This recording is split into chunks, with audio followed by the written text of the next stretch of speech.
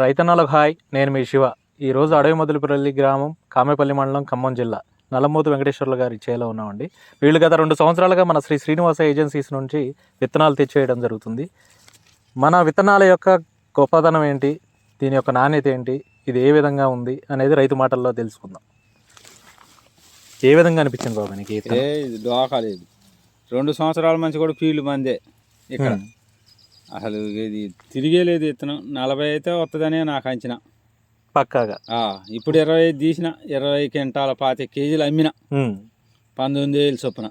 19,000 చొప్పున క్యాష్ కూడా ఇచ్చేసారు ఏమంటే. అవి 215 కూళ్ళకే, 215 కోళ్ళకి కోళ్ళ లెక్కనే ఏరిచ్చిన. 225 కూళ్ళు 25 క్వింటాలు అయినాయి. 25 క్వింటాలు అయినాయి. మిగతా 25 క్వింటాల 25 కేజీలు. ఇప్పుడు చుట్టుపక్కల ఉన్న తోటలతో పోల్చుకుంటే ఈ విత్తనాలు ఎలా అనిపించినాయి బాబాయ్? బాగుంది విత్తనం. మీతో పాటు కొంతమంది రైతులు కూడా తీసుకొచ్చేసారు, వాళ్ళే కూడా బాగానే ఉంది. వాళ్ళే కూడా బాగానే ఉంది. సుధాకర్ రెడ్డి కూడా ఇప్పుడు 35. ఇప్పుడు అది 35 కోసినకాయ 35.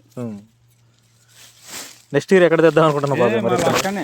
మళ్ళీ అక్కడే 2 ఏళ్ళ మంది ఫీల్డ్ పెట్టుకుంటే ఎంతగానో కాదు. నువ్వు తెచ్చి మళ్ళీ మోసపోవటం ఎందుకు? ఇంకా ఇది 2వసారి కటింగ్ అయిన తోట అండి. ఒక్కసారి చూసుకోండి కాపు ఎలా ఉందో. కాయ నాణ్యతలో కానీ క్వాలిటీలో కానీ ఎక్కడా రాజీ లేదు. తాలు బోలు అంటారు కానీ అంతా అబద్ధం. వానాకాలం పడ్డ కాయలు తాళైని, ఇప్పుడు మచ్చ కూడా లేదు. ఇప్పుడు ఏరితే పచ్చికాయ తప్ప తాళన్న ముచ్చటే లేదు.